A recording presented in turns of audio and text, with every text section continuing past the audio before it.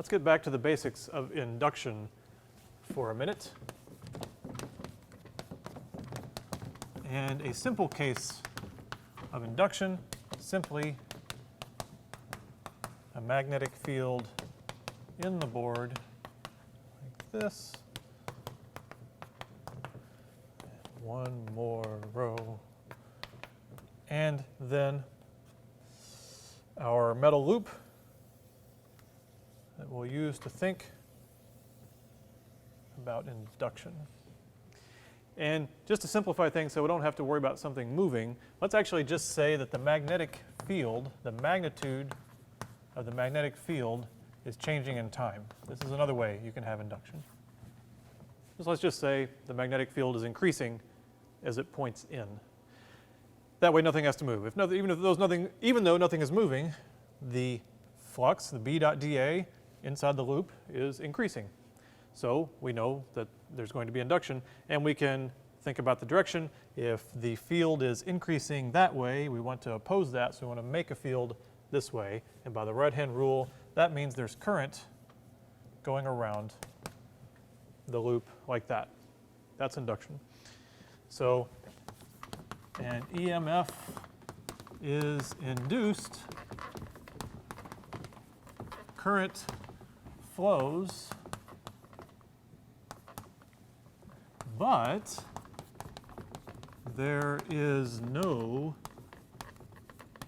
magic, okay? Why does the current flow?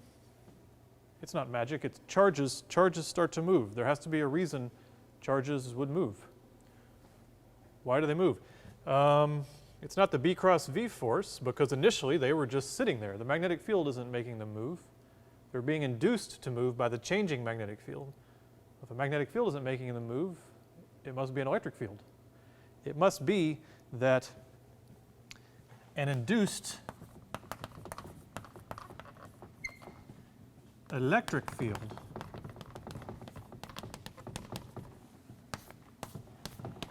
is created in the loop. So if we look inside this thing, and instead of just writing an I and an arrow, we draw a bunch of little charge carriers, which we'll think of as positive. Well, the only way that they're going to move is an electric field. That's the only thing that can push them. If it's not the B field, there has to be an E field. So there's an E field circulating around the loop in the same direction that the current would go. And we know the induction occurs all the way around the loop. So this E field is all the way around the loop. So a changing magnetic field actually creates an electric field inside the loop, an induced electric field. Now, this doesn't make it any less real. It is a real electric field. By the definition of an electric field, it's just if a charge is sitting there and it feels a force, that's an electric field, F equals QE. So there's nothing fake about this field. It's real. Here's the weird part. Even if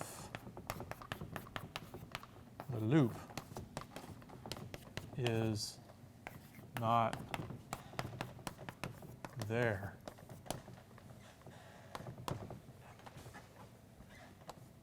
that's worthy of 2 exclamation points, because we're saying that whether there's a loop there or not is irrelevant. Because what is an electric field? An electric field doesn't require the test charge to be there. An electric field is just a property of space at that location. So if there's no loop there, there's no charge carriers there, it doesn't matter. It still creates an electric field around this loop. There is a real electric field in that loop. You might say, what about this smaller loop? Well, there's a real electric field in this smaller loop as well. You'll get a real electric field swirling around when you have a changing magnetic field. That is really what's happening in induction. So let's see how that lets us rewrite Maxwell's equations and see if we can figure out how this really works. We're used to thinking about induction in terms of the EMF is what you get. EMF being sort of the voltage around the loop. You divide the EMF by the current of the loop and it tells you how much current. We think of it as kind of what the push or what it takes to get the current going around the loop. But what we want to do is get from the EMF to the actual electric field, now that we know there's an electric field being formed. So the way to do it is to go ahead and think about it with the loop there. And I won't draw the magnetic field, but just know that there is a magnetic field changing inside the loop. And we think about the work done on a charge, say Q naught, as it goes around the loop. It's going to go all the way around. So what is that work? Well, if we think in terms of the EMF, it's just Q naught times the EMF. Because I told you the EMF is in volts, it kind of represents the push it takes to get something around. So you know, if you multiply a charge times the voltage difference, that's the change in energy. So the work you would have to do to get that thing around is the equivalent of Q naught times the EMF. If we think about pushing against the electric field, then the work would be the integral of F dot ds as we walk along, or we could say it's equal to Q naught times the integral of E dot ds, right? Because the force is QE. So that's how much work the electric field would do on a charge as it pushes it around the loop. So we can look at this and say, well, around a loop, if we're on a loop at some fixed radius, say it's thin, so we're just dealing with sort of a fixed radius around the loop, that would be Q naught, sorry,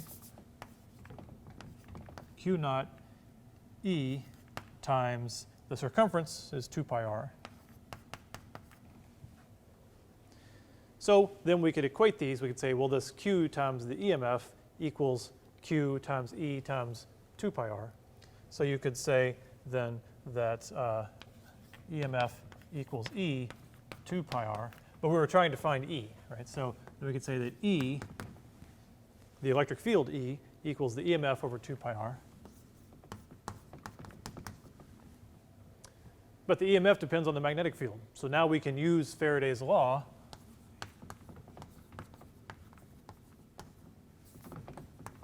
and say that the E field, and we're just doing magnitudes here, we're not worrying about all the directions. The magnitude is, the EMF is equal to what? Let's see, 2 pi r on the bottom. The EMF is minus d dt of the B field times the area. Well, the B field is changing in time, that's how we set it up. The area is constant, is just pi r squared. So B times pi r squared, all right? So the pi r squared is constant, it can come out of that derivative. It's really just dB dt, and then let's say you can cancel that r squared over that r becomes just r, the pi's go away.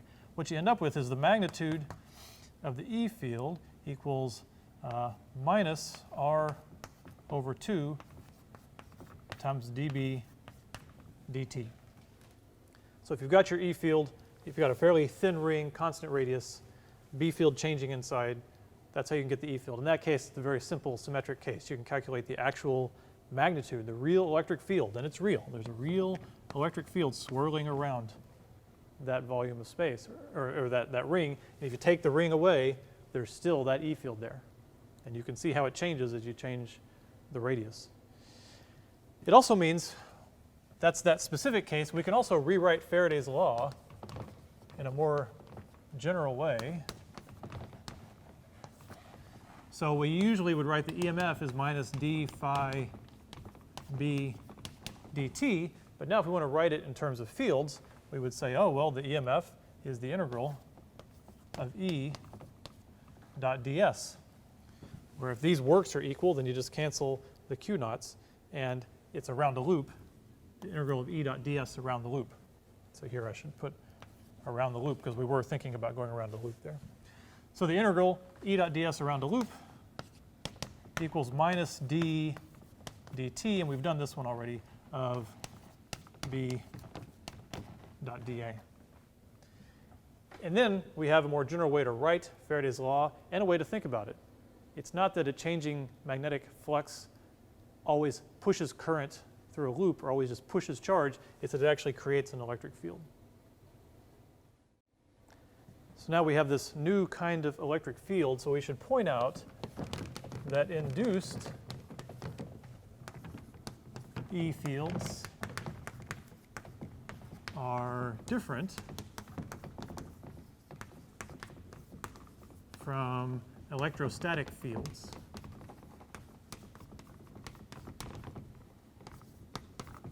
Now, I don't make it sound like there are two kinds of electric field. There's only one electric field. Both, by definition, say that F equals Q times E. That's still what an electric field is. It's just if you have one created just by static charge, and if you have one created by induction, they just behave differently. And certain things you calculate about them will come out different.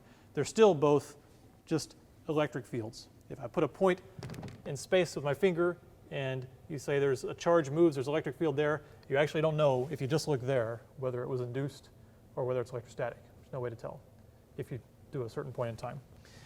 Okay, so for one example, is electrostatic start and stop on charge? So by the way, when I say an electrostatic field, I mean everything we've talked about until the last few minutes, okay? So all the stuff from the beginning of the class was all electrostatic. So this was the case if we have, you know, a positive charge here and a negative charge here, we know we get a strong field going this way, and then we can imagine it doing that. If we draw these field lines, they always start on the positive and end on the negative.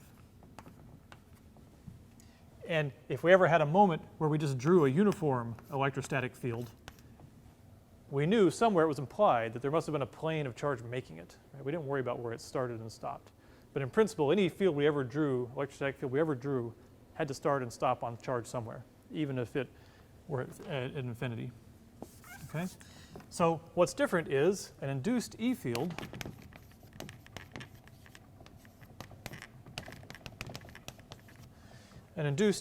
makes loops.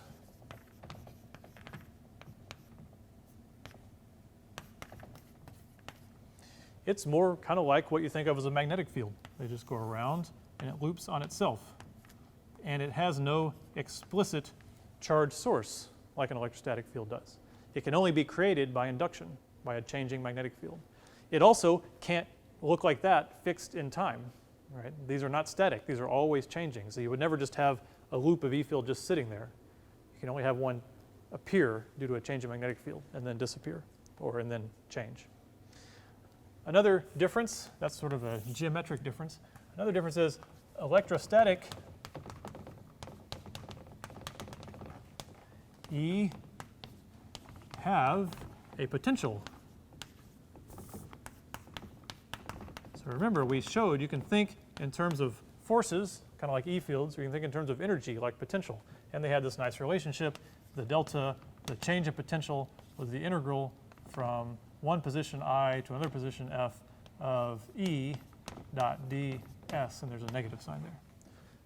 They had a well-defined potential. And the idea was, in an electrostatic field, anywhere you go, you might change potential. If you start here, you can go, say, here, potential will be different.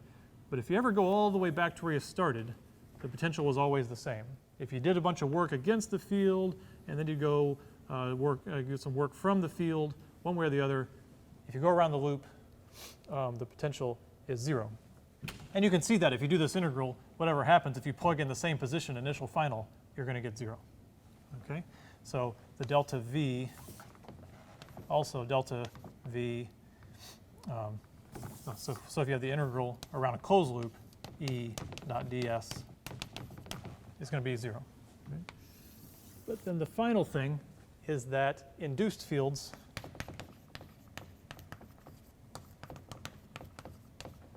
have no potential.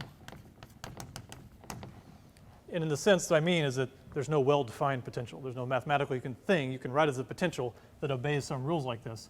For example, if you were to take this equation, and I would say I want to go around a loop and take E dot ds, you're not going to get 0. So just think about, I don't have any with me, but think about this case where we go around a loop in a metal. Right? We start here, we go all the way around, say we push against field, and get back to here. We've had to do a lot of work to make that loop. because the field line is going in a circle. Right? So you don't get 0. You actually get minus d phi b dt. So you can't define a potential and use it to solve problems with induced fields like you can with electrostatic fields. They are different in that respect. One thing that bothers me about the induced electric field is it seems so arbitrary. We have a magnetic field changing, and it goes, the induced electric field goes around a loop in a wire. Okay, take the wire away, still an E field there, okay. But if there's no loop there, how does it know where to put the circulating E field? It seems like it could circulate anywhere, right? So this has always bothered me. So let me see if I can explain it this way. So here, we're going to draw a decent circle. That was a good half of a circle. Let me draw a very nice, full, all the way around circle. Okay, and we're going to have a region,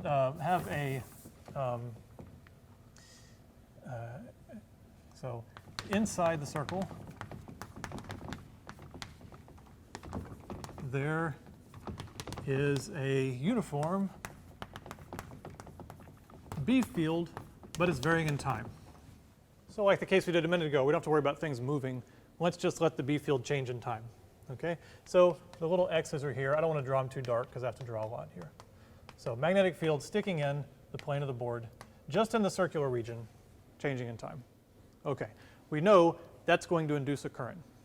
So if you're just looking at a textbook, it'll say, well, it'll induce an electric field. It'll say you're going to get loops of the electric field like this.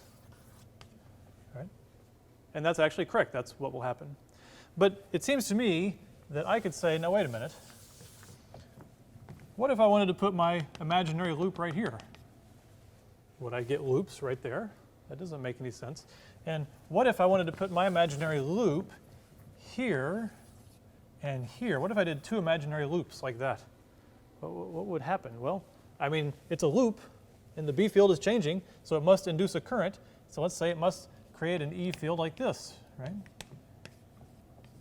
And this one would create an E field up, and this one would create an E field down, because this is also a loop. So what happens there? One loop predicts it goes up, one loop predicts it goes down. That's no good. And I could do the same thing here. I could put a loop down here, and it's got a circle around, and the top loop has an E field like that. The bottom loop has an E field like that. Well, that sort of answers the question. The answer is, what you have to do is imagine every possible loop, okay? And for every loop that has the E field not what we think it should be, not the final answer, there's always another loop that can cancel it, okay? You don't get an E field pointing out like this, way out here, because we can imagine one loop like this and one loop like that, and it makes it cancel.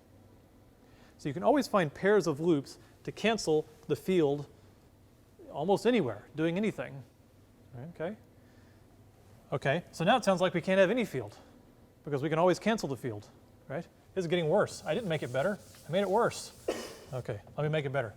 What is the one loop that you can draw here that can't be canceled? The one loop you can draw where you can't draw another symmetric loop to cancel its E field is basically this one. The one that is a circle that is centered at the center of this uniform region. See? That one, I can say, okay, this makes an E field like that. I can't draw another symmetric one right next to it because it goes out of the region. If I do a little one that says, oh, it makes an E field like this, that's bad. Well, I can draw another one there. There's room. But if I do a nice big one centered on the origin and everything, I can't make another symmetric one to get rid of it. So it's by saying, let's add up every infinite possibility of all the loops that could fit in this circular region. Only these that are like this are the ones that actually will not end up being canceled by another loop. And these are the ones that make the E field as we predict, going around in a circle. So the reason has to do more with actually the symmetry of the shape of the B field region you consider. If you consider a square region, you'll get some circulating pattern that stays within the square, some sort of odd shape. But this is basically the reason that it ends up taking this pattern. You can't just make arbitrary electric fields. It's because of symmetry and the idea of adding up all the net effect of all the infinite loops.